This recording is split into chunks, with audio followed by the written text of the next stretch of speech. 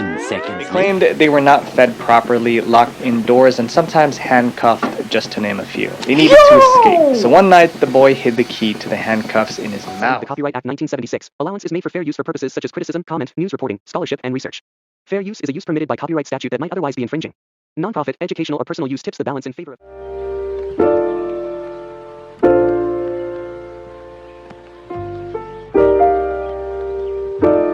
Fathering autism.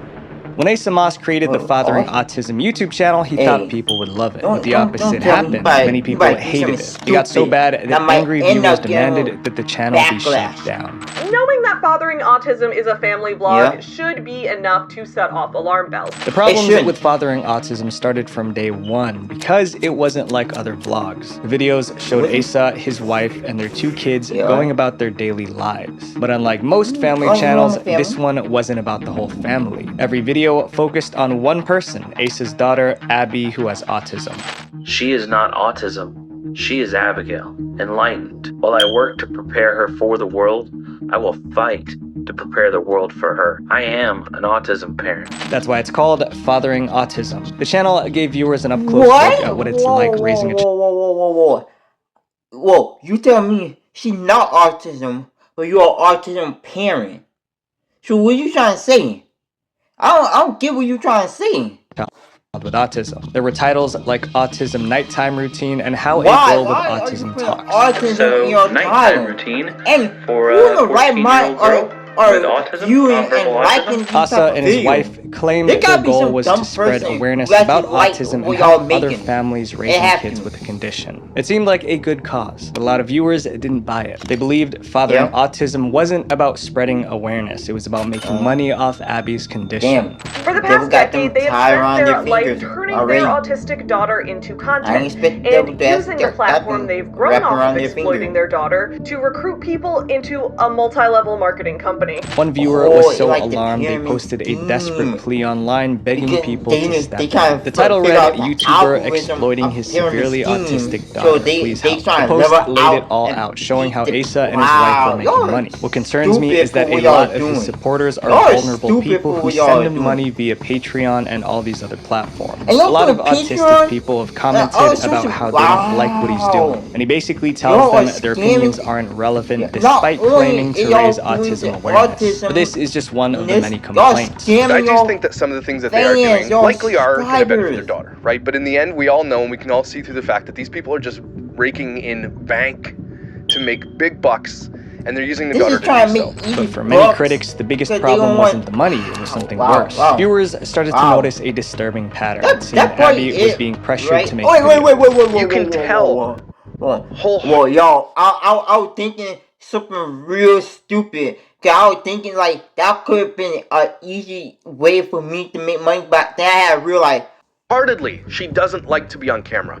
She tries to run. In many instances, Abby's body language showed that she was uncomfortable being filmed. She tried to pull away, but her parents kept recording anyway. Because of Abby's condition, she didn't fully understand what was happening, so she couldn't agree to being filmed. But they didn't keep making videos. Hold on. Stop.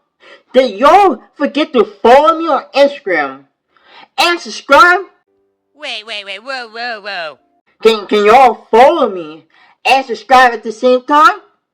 Y'all can, because it's hard to do. And let's see what really going on in this. Made some questionable ones. Soon, all I saw were clickbaity videos with shock value thumbnails and titles like Autistic Girl Off Her Meds and Autism Pajamas and How to Stop Fecal Smearing. And if clickbait wasn't bad enough, they sometimes shared things that should have never been made public. Like the time they filmed the video about how autism affected Abby's... Alright. You're not in the right mind. You're not in the right mind, because you tell me that y'all gotta put how autism affect her bathroom routine. Oh my god. You're down bad.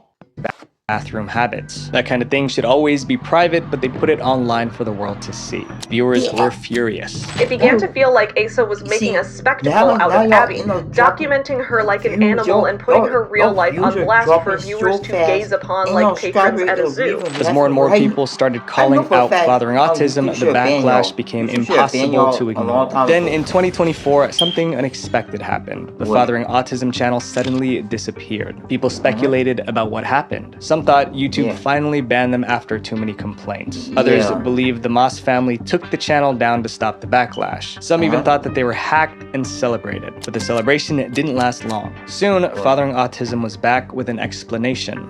So, we're back here. If you don't know, we got hacked. Our YouTube channel was hijacked. My Google account was hijacked. Whatever happened behind the scenes, one thing was clear. Fathering Autism wasn't going anywhere. But they weren't the only controversial family on YouTube. You've probably heard of this next influencer, Alicia Doherty.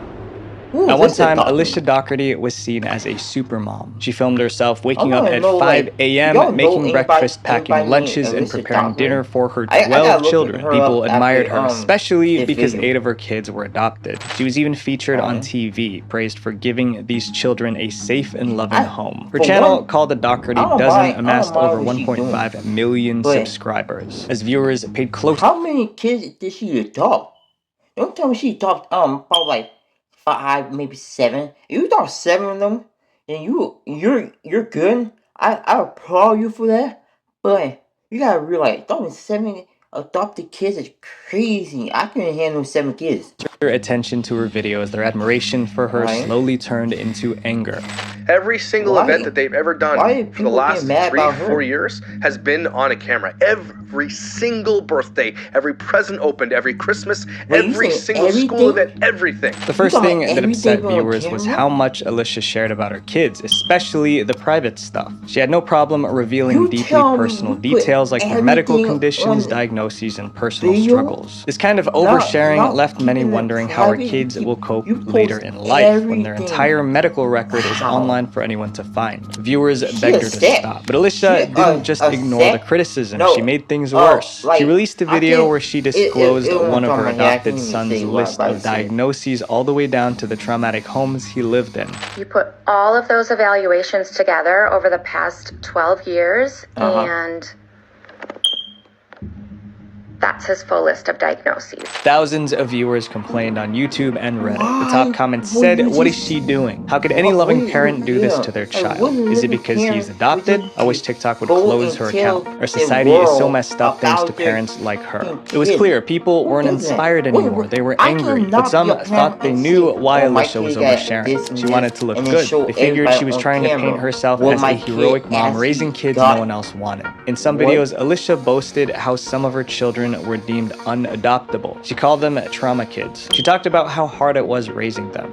The specific behaviors that we've dealt with because of this are explosive rage, such as screaming, crying, and breaking things for hours every day, lying, stealing, food hoarding, food binging. But oversharing was just one of the things people complained about. Viewers also accused Alicia of being a shopping addict. Anyone who watches Alicia's videos knows one thing: she shops a lot. Okay, Doherty Dozen last year spent over $950,000 that we know of on camera for a bunch of junk that she's likely just going to throw out eventually. She films herself buying mountains of fast. The crazy part about it, most of them food that she buying, y'all, she not gonna eat all of them. Like, who in the right mind go to, like, I say Sam, go to Sam or the Big Woman, right, and then buy so much food, and then buy so much unhealthy food from McDonald's, Burger King, Subway, and stuff like that, right? To what? Like, to don't wait the next two weeks? Like, don't do that, please. And blowing thousands of dollars filling up shopping carts at the grocery store. Alicia also insists on buying things in 12s because she has 12 kids, even if not all of the kids need that product. Viewers think that's just wasteful and she's teaching her kids that money is unlimited. Alicia even admitted that she didn't care whether the kids ate or not. She just wanted to film them making dinner just to have content to share. Despite the backlash, the Doherty Dozen is still going strong with over 6 million followers across social media platforms. And it doesn't seem like Alicia plans on changing anytime soon. This next family helped invent family vlogging, but that's exactly why so many people despise them. The Saccone Jolies. The Saccone Jolies were once called Europe's most successful family vlogging channel. They seem to have the perfect life with over 1.6 million subscribers and millions of dollars made from YouTube. But the things they did to stay on top didn't just bring them fame, they made them one of the most hated family influencers ever. Jonathan and Anna Saccone Jolie started their YouTube channel in 2009, back when family vlogging wasn't even mainstream. Over the years, they had 4 kids, and every single one of them was born into the spotlight. From the moment their children entered the world, almost everything was filmed. Their first steps, their first words, their first birthday parties, even their doctor visits were all posted for millions to see. Over 12 years, they uploaded thousands of videos, turning their everyday lives into entertainment for the internet. Millions watched, and though they enjoyed the content, they also complained. People were asking if the kids were old enough to agree to be filmed. At one point, Jonathan and Anna asked their children if they were okay with being in the videos. The response wasn't positive. Do you like being in the videos? I won't keep on posting. You don't mind, do you? You think it's okay that mommy and daddy make videos every day? No. Every second day? No. But even after hearing that, Jonathan and Anna kept putting the kids online. And then the videos got even more personal. One of their kids, Edie, seemed to want to transition from a boy to a girl. Obviously, that's a deeply personal thing. But instead of keeping it private, the Saccone Jolies announced it on YouTube. Viewers assumed that would be the end of it. But it wasn't. The Saccone Jolies turned Edie's transition into a whole series of videos. Tell the truth now. Do you want to be a boy? No. How do you know? Because it's boring stuff, and most of the boys play football and stuff. Their level up a dude or boy turning to a girl. But don't ever say this to y'all parents. Y'all youngin', if y'all want to be a girl, if y'all a boy, right? Y'all boy. Don't tell y'all parent, oh, I think I was born a girl. I just been, no. Don't ever say you been in the wrong body. God made you the way you are.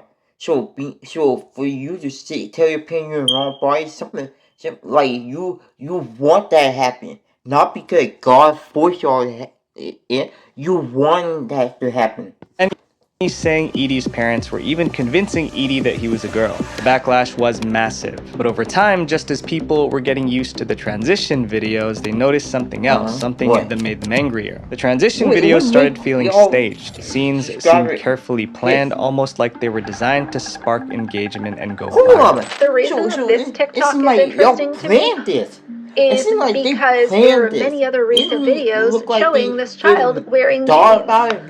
So it was obviously orchestrated for the video. People started questioning the family's true intention. Slowly, the trust between them and their audience began to fade. But the transition videos were just one controversy on a long list. Viewers were uncomfortable with how the kids were dressed in certain videos. Others were furious that Jonathan and Anna used cold showers as punishment. Then there was the issue of fan mail. The Saccone Jolies allowed their viewers, complete strangers, to send gifts and letters to their kids. Obviously, this came with serious risks. Then in 2022, Jonathan and Anna dropped the bombshell. They announced that they were deleting every single YouTube video they ever posted. More than 10 years worth of content. Thousands of videos. It was headline news. But why? Jonathan and Anna said the internet was different now, and they no longer wanted their kids' lives to be put out there for everyone to see. Jonathan's exact words were, "I love my children more than I love my YouTube videos. I just want to give them an opportunity to curate their own life story on the internet." But it wasn't just about protecting the kids. Jonathan also admitted that years of vlogging has taken a serious toll on his mental health. But despite their dramatic announcement, the Saccone Jolies YouTube channel still has videos. It's unclear whether they deleted everything or quietly re-uploaded some of their content. Whatever the case, the Saccone Jolies are still very much on the internet. These next influencers are different because viewers can decide whether to feel sorry for them or call them out. Della Vlogs.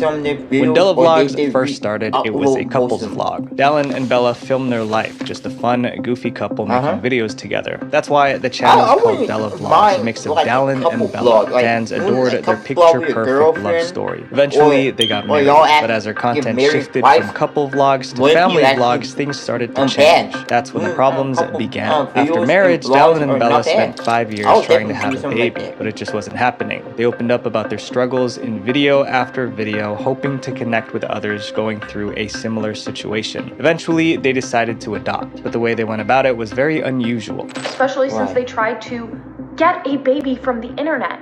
Mind you, they started their videos by saying, like, if you have a baby, and they went on a podcast, if you have a baby, we will adopt that baby. Then something amazing happened. A pregnant woman who saw their vlogs reached out. She was expecting twins and offered to let Dallin and Bella. How old are you? You tell me that you are happy to be a mother, but you rather be away out of your baby life forever for pretty stranger that you saw on the internet to have your kids? Heck no. I wouldn't do that. I wouldn't do that for a second. Like, I'll tell them. When they continued talking over text, the woman encouraged them to get the nursery ready with everything they would need for the arrival of the twins. It felt like a dream come true, but the story wouldn't end well. In May 2023, Dallin and Bella made a sad video. They revealed they were victims of an adoption scam. It turns out that the woman who promised them twins was never pregnant. She made up the entire story. Tearing up, Dallin and Bella explained what happened. We started talking to this female, and the messages that she would send us and the texts that were going back and forth just seemed so perfect. We actually confirmed with other people near her, people that are close to her, people that she works with, that she is not pregnant. And they weren't the only ones. Other families have also been tricked by the same woman. At first, people felt sorry for Dallin and Bella. The comment section was filled with support and kind words. Their video about the scam racked up 3.7 million views. But then something shifted. Instead of moving on, Dallin and Bella kept making video after video about the scam, stretching the story into multiple videos. Each video got a ton of views, and soon people started to wonder, were they sharing their pain or dragging it out to get views and make money on YouTube? Filmed all of this. Their videos were trending, millions of views. They got a ton of money from those videos. And in the end, they were just like, well, we just want to do this to share awareness. Dallin and Bella made even more content about the scam. Everybody wants to know is, are we pressing charges on our scammer? Do you want to answer it? They even filmed a video about cleaning out the nursery they prepared for the twins. And with each new upload, the backlash grew louder. Being super clickbaity first about adoption, which you shouldn't do, which is disgusting. Bro, y'all should not discuss what happened to y'all scam adoption. Y'all should never discuss it. Wow. Y'all should have just kept it cordial and to yourself. By the way. Then, just when the adoption scam drama seemed to be dying down, Dallin and Bella shocked everyone with another announcement. In July 2023, they finally adopted a baby, but with the new baby came new troubles. The adoption seemed like good news, but not everyone was convinced. Some viewers questioned how they managed to adopt so quickly. It's because they adopted a kid way faster than anybody else could, and they were being very secretive about how they did it. Others went even further, accusing them of treating the baby like a prop for content. Today, Dallin and Bella still have millions of subscribers. Many still adore them, but to others, they're influencers who will do whatever it takes to stay in the spotlight. This next chapter is about a family that was once legendary in the world of family vlogging, and now it's all fallen apart. The Ace family. They've been called YouTube's fakest family, and it's not hard to see why. The Ace family channel revolves around Austin McBroom, his wife Catherine, and their three kids, Elle, Aliyah, and Steele. They're called the Ace family because of the first letters of their names, Austin, Catherine, and Elle. If you are new to this channel, make sure you hit that subscribe button and join the family. With over 18 million subscribers, their channel is packed with vlogs, pranks, and picture-perfect family moments. But although they are popular, the Ace family has faced a ton of backlash for the content they create. For starters, some viewers hated how much the Ace family flaunted their wealth. Almost every video felt like a commercial for how rich they were. They flaunted expensive gifts, designer clothes, and luxury vacations. And when that wasn't enough, they took out a high-interest loan to buy a $10 million mansion just to flex. It felt like they were telling their fans that happiness only comes from having... y'all showing all... Y'all are literally just showing all to people that don't got more than y'all. Y'all showing all to less poor people and making them feel way less or way under than y'all.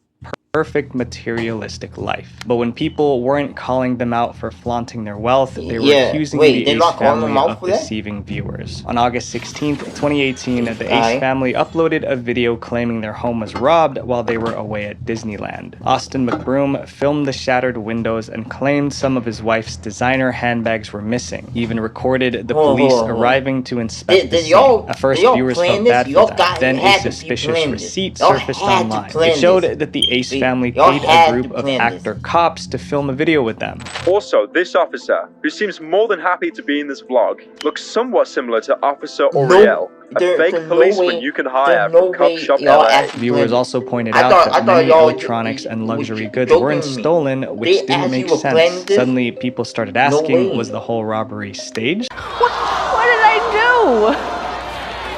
What didn't I do? What? Drama faded, but another problem was about to hit the Ace family. This time it was all about money. In June 2021, Austin was accused of being a scammer. He organized a YouTubers versus TikTokers boxing event. The winner was supposed to walk away with a $1 million prize. However, after the event, many participants complained that they were never paid. A few months later, the Ace family got more bad news. In late 2021, news broke that they were being kicked out of their $10 million mansion. Despite acting like they were swimming in money, they failed to pay back the loan on their mansion. Eventually, the authorities took it away. Through all the financial scandals and bad press, the Ace family still presented themselves as a tight-knit picture-perfect family. But even that didn't last. Y'all happened to groom the couple behind the wildly popular Ace family YouTube channel have broken up after nearly a decade together and 7 years of marriage. The reason for the split wasn't clear, but Catherine explained in an Instagram post that she and Austin agreed to divorce due to irreconcilable differences. This next family has been accused of doing anything for clicks, even if it means using illness and tragedy. The Brandt family. I know we've covered this family before, but they're definitely one of the most hated, so I gotta put it in. The LeBrant fam is very popular, with nearly 13 million subscribers and over 4.6 billion views. It makes them one of the internet's most watched family influencers. To put their success into perspective, their channel reportedly makes around $5.5 million in advertising revenue every year. The family consists... Views? You're talking about like how many views altogether add up to views. So when you look at your description bio of your YouTube channel, he talking about how many views that you got all together that make up that much view. Cole and Savannah LeBrant and their 5 kids. At first, they stayed away from drama, creating wholesome Christian content. But recently, the LeBrants have been caught in multiple scandals, and every single one was because of something they did. One of the biggest complaints was how much the LeBrants used inappropriate clickbait, basically tricking their audience into watching their videos. And I know as YouTubers, we want to create bright, interesting thumbnails to get a click, but they went overboard. Take 2018, for example. That year, wildfires were ripping through communities in California, forcing thousands of people to evacuate their homes. But the LeBrants saw it as content. They made a video titled, "We Left Our House Because of Fires in California," with a thumbnail that made it seem like they were in big trouble. But when viewers actually watched the video, they realized the truth. The LeBrants were in no real danger. So you're telling me that they made like low, sad vibe of a thumbnail, like, cause look, if your thumbnail don't match the video, like a dog dying or you getting stabbed, right, and you titled the video, like you titled the video the same way as the thumbnail is, right? Then when people click on it and the video isn't showing what the title and thumbnail is, then like, hold up. Did you just clickbait me? Cause now you make me feel like you were in serious danger. You made me feel like you've been in a hospital or in a plane crash, right? And then the title showed what the thumbnail was. But when I clicked on the video, it was just you doing a challenge of who can build a boat the fastest. Maybe you do something like that. They weren't required to evacuate, they simply chose to leave. I'm just doing this just in case if we do have to evacuate or our home gets burned down, we have it.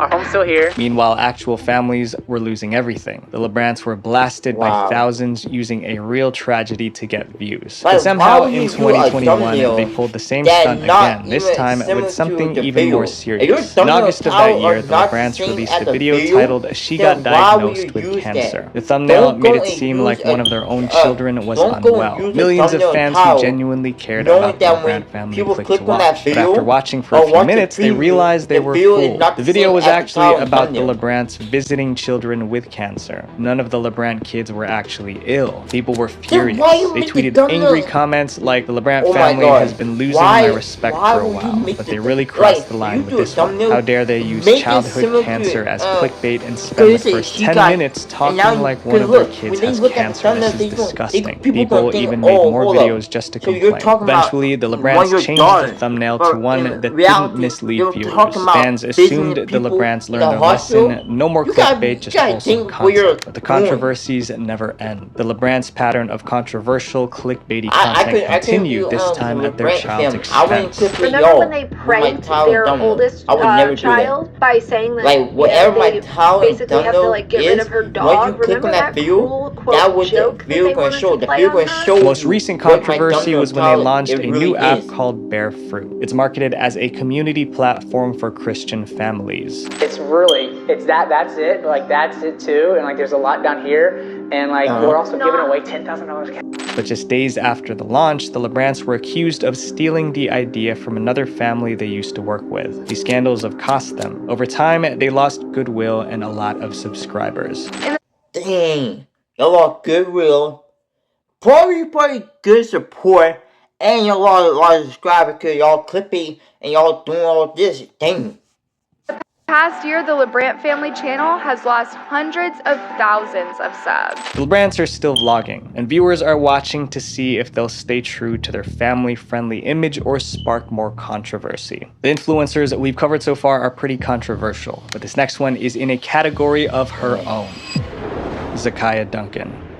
Anyone who watched Zakiya Duncan's TikTok videos would have thought she was a loving mother. In early 2020, she posted happy videos of herself laughing and dancing with her kids. She even gave advice about the importance of family. Family time is the best time, huh? Yes. Family time is the best time? You love your family? Love your family. But in 2022, the world found out the truth. Zakiya wasn't a loving mom, she was a monster. Zakiya lived in Texas with her 7 kids, including 16-year-old twins, a boy and a girl. Zakiya's boyfriend, 27-year-old Jova Terrell, also lived with them. To outsiders, everything looked normal, but inside that house was a nightmare. One cold October night, the twins made a run for it. No shoes, one not wearing a shirt. It was cold outside. They were desperate. New surveillance video shows the twins going to a neighbor's home early yesterday morning, begging for help. After several rejections, a neighbor finally let them inside. When the twins explained the situation, she was speechless. They claimed they were not fed properly, locked indoors, and sometimes handcuffed, just to name a few. They needed to escape. So one night, the boy hid the key to the handcuffs in his mouth. Then they waited. The moment their mother and her boyfriend fell asleep, they unlocked the cuffs and ran. Yo, what type of family is this? When did we get into a murder scene? Not a murder scene, but it feel like a murder scene right now. It feel like some type of crime that we need to investigate sooner than later.